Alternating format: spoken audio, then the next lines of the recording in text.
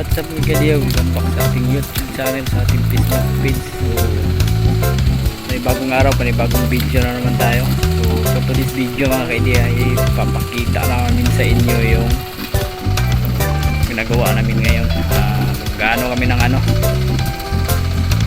tawag dito sa amin, magsabod ng ng palay. Kasi season na ng ngayon. Season na ng pagtatanim ng palay. Dito ako ngayon sa palayan mga kaidiya. Ito yung ginagawa niya. Ayan si Marvin. Dito yun papatubuin yung palay.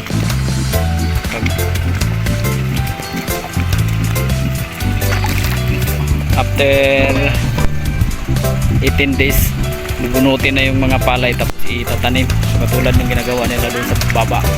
Yan, tatanim sila ng palay. So, ganito po yung ginagawa nila, yung parang pinaplat, pinalagyan ng kalog sa gilid para yung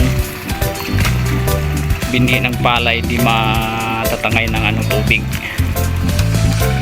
Ayan, nakaplat. Ayan, doon si master, nagpa-flat pa siya. So ito yung gagawin niya, konti lang, hanggang 4 lang flat.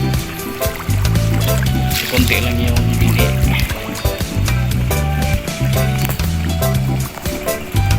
Ayan, pinaplat ni Marvin.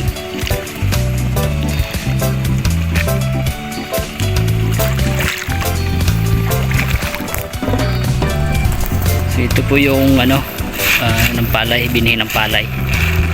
So yan, so pinapatubo na yan. Yan yung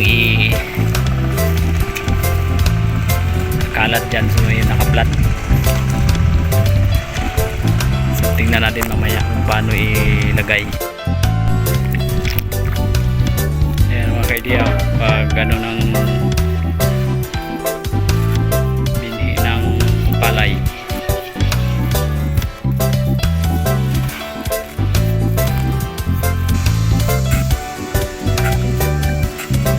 Guys, patapos na guys, last na lang yan dito. So hindi nagkasya doon sa 4 na plat, may dinagdag siya dito sa gilid, hindi na nakaplat kasi na to guys, sobra. So sinadya talaga yung sobra yung pang ng palay, kasi mas maganda yung sobra kaysa kulang.